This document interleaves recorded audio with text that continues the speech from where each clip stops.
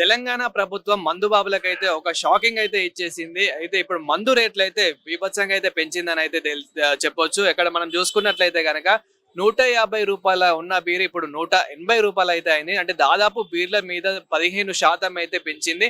So మనం ఒకసారి రేట్లు చూసుకుంటే గనక ఇక్కడ రేట్లు అయితే చూసుకోవచ్చు. కేఎఫ్ లైట్ ఒకప్పుడు మనకి రూ. 150 ఉన్నది, ఇప్పుడు రూ. 180 అయింది. అదే విధంగా స్ట్రాంగ్ బీర్ రూ. 160 ఉన్నది, ఇప్పుడు రూ. 190 అయింది. సో కేఎఫ్ అల్ట్రా బీర్ ఇప్పుడు 250, అదే విధంగా ultra max beer 260, ultra white beer 370. So ఇలా అయితే మరి మందు బాబులకి ఎలా, మరి మందు బాబులు ఇన్ని రేట్లు పెంచినందుకైనా ఇప్పుడు తాగడం బంద్ చేస్తారా, సో తాగడం తగ్గిస్తారా, ఒకసారి వారి మాటల్లోనే తెలుసుకుందాము. అయితే మరి ఇంత రేట్లు పెంచడానికి కారణం ఏంటి? అసలు తెలంగాణ ప్రభుత్వం మందు రేట్లు పెంచమన్నప్పటికీ ఇప్పుడు సడన్ గా ఒకేసారి అసలు ఇన్ఫర్మేషన్ లేకుండా ఎందుకు పెంచారు?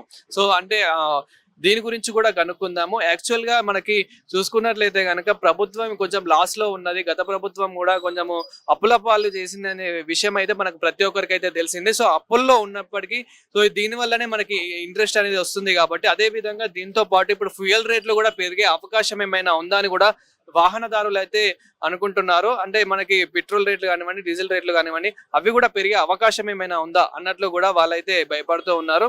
సో మనం ప్రజెంట్ చూసుకున్నట్లయితే కనుక వైన్స్ లో మాత్రం బీభత్సంగా రేట్లు అయితే పెరిగినాయని అయితే తెలుస్తుంది. ఇక్కడనే కాదు, తెలంగాణలోనే కాదు, ఏపీలో కూడా ఏదైతే రూ. 99 పైగా క్వార్టర్ ఏదైతే ఉంటుందో, అంటే నార్మల్ గా మందు ఏదైతే ఉంటుందో దానిపైన కూడా ఇప్పుడు రూ. 10 అయితే పెంచినట్లయితే తెలుస్తుంది. సో ఇక్కడైతే తెలుసుకుందాం. అంటే ప్రజెంట్ అయితే ఇది ఓన్లీ వచ్చేసి బీర్ల రేట్లు మాత్రమే పెంచారు ప్రస్తుతానికి అయితే. ఇంకా మందు మీద అంటే ఏదైతే విస్కీ, బ్రాందీ, వైన్ లాంటివి ఏవైతే ఉంటాయో సో అవిటి మీద అయితే ఇంకా ఇలాంటి రేట్స్ అయితే పెంచలేదు. ఓన్లీ ఇప్పుడు బీర్ల రేట్ల మీద అయితే 15% అయితే పెంచారు.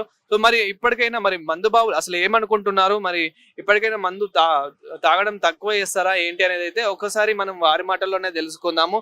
ఇక్కడ కూడా మనం చూడొచ్చు, వాళ్ళైతే ఇప్పటికైతే బీర్లు అయితే తీసుకుంటున్నారు. ఒకసారి అయితే మనం కనుక్కుందాము. బీర్ల రేట్లు పెరిగాయి కదా, సో अभी साहब तेलुगु में क्या क्या बोले हमको तो आइडिया नहीं है, हम हिंदी में बात करते हैं, सीधी सी बात है, ठीक है ना। बाकी यहाँ पर माइन साहब ने बोले तो कभी भी रेट ऊपर नीचे नहीं हुआ। अगर ऊपर से हुआ होगा कंपनी से ऊपर नीचे तो यहाँ भी करना पड़ता है, क्योंकि ये दुकान है, ये सेल करने वाले हैं यहाँ पे बस। बाकी तो ऐसा तो हमारे हिसाब से कुछ हुआ नहीं है, अभी ऐसा कुछ भी नहीं हुआ। कभी 1 रुपया किसी का मिस भी हुआ तो रिटर्न दिया गया है। మరి ఇప్పటికైనా అంటే మీరు తాగడం ఇంకా బంద్ చేద్దాం అనుకుంటున్నారా ఈ రేట్లను చూసి, లేకపోతే ఇంకా ఇలానే కొనసాగిద్దాం అనుకుంటున్నారా? जो रेट यहाँ पे लगा है रेट में करेक्ट है, पेमेंट बराबर लेते हैं, उन्होंने बराबर काम कर रहे हैं, दिक्कत कुछ भी नहीं है। अब कुछ अगर उल्टा सीधा कोई बोले तो बात की बात है, अगर किसी को बदनाम करना है, कुछ बोलना है तो मैटर अलग होता है।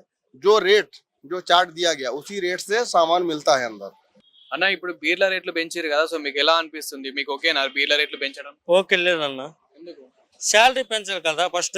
బీర్ల రేట్లు పెంచారు ఓకే, శాలరీ పెంచితే కదా బీర్లు కొనగలం. శాలరీ మాత్రం అదే 400, మా అయితే 350, 400 ఆ రోజుకి. బీర్ ఎంత 180 రూపాయలు.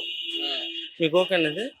అంటే 250లో 450లోన 200 ఎంఎస్సి దగ్గర ఇచ్చామనుకో బీర్కి, రోజుకో బీర్ వేయాలి. ఎందుకు తాగడం బంద్ చేయొచ్చు కదా, మరి ఇంత రేట్లు పెరిగినప్పుడైనా మీరు బంద్ చేయొచ్చు కదా. సిమెంట్ ఇస్తావు అనుకో, 50 బస్తాలు సిమెంట్ ఇస్తావు అనుకో, సాయంత్రం ఒళ్ళు నొప్పులు వస్తాయి. ఏం చేస్తావు నువ్వు?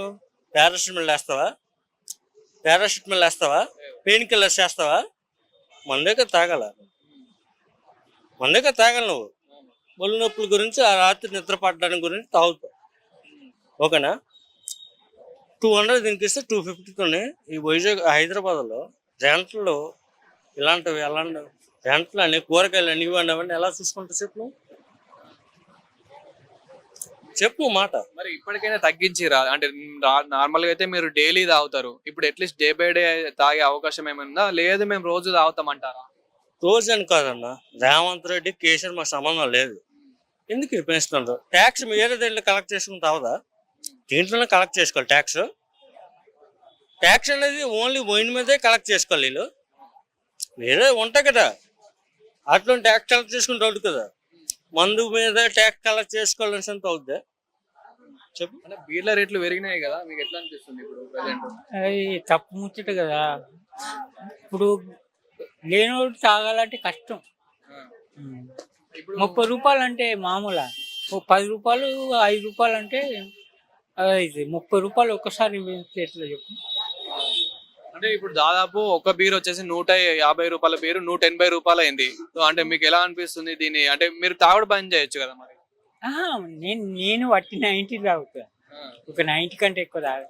ఇప్పుడు అవి కూడా పెంచే అవకాశం ఉంది అంటున్నారు. అది పెంచితే ఇక మొత్తానికి వేస్ట్.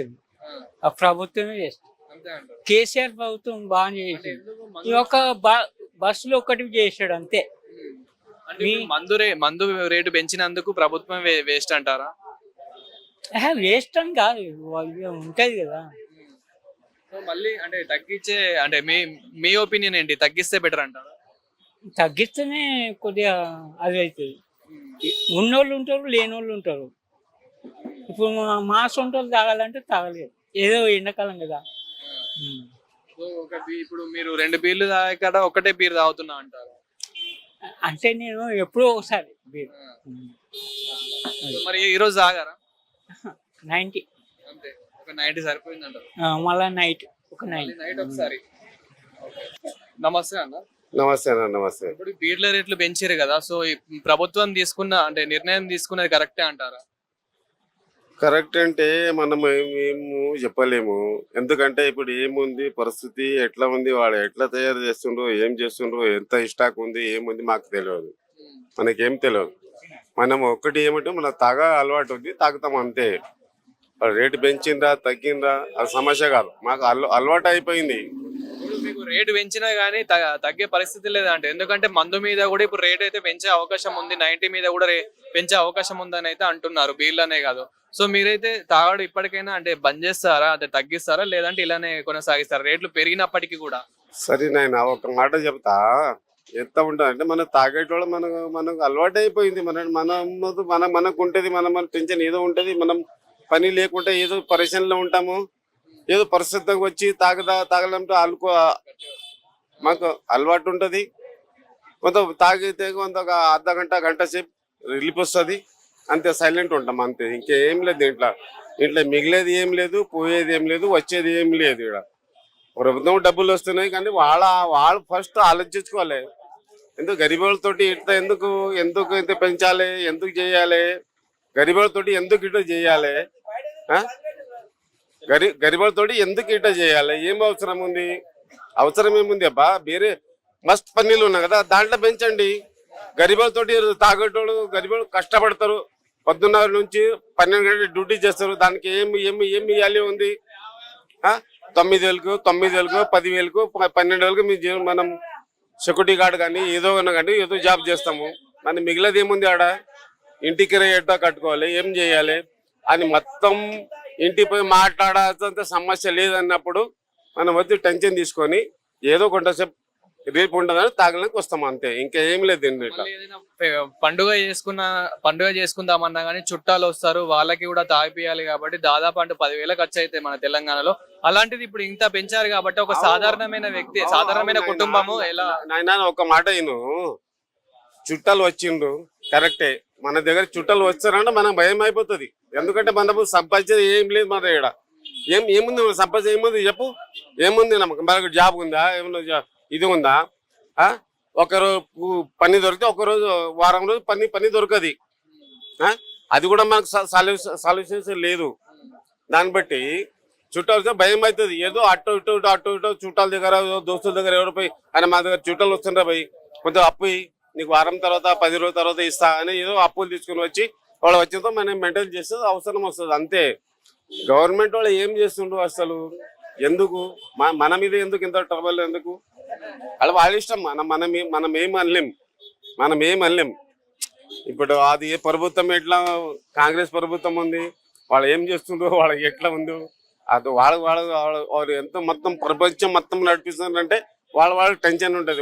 వాళ్ళు కూడా మా ఫ్యామిలీలో మేము ఎంత బాధ్యతతో తీసుకుంటాం కదా, వాళ్ళు కూడా దేశం మొత్తం వాళ్ళు కూడా ఫ్యామిలీ చూసుకోవాలి కదా. మన ఫ్యామిలీతోటి మనం ఇంత బాధపడుతున్నాం అంటే వాళ్ళ దేశాన్ని నడిపించాలంటే వాళ్ళు కూడా బాధ ఉంటుంది. ఎట్లా నడిపిలే, ఏం చేయలే, ఎట్లా చేయలే, ఏం చేయలే, వాళ్ళు కూడా కొంచెం ఉంటుంది. దాన్ని బట్టి వాళ్ళు పెంచుంటారు, పెంచేంత పర్వాలేదు, తప్పేం లేదు దీంట్లో. సరేనా?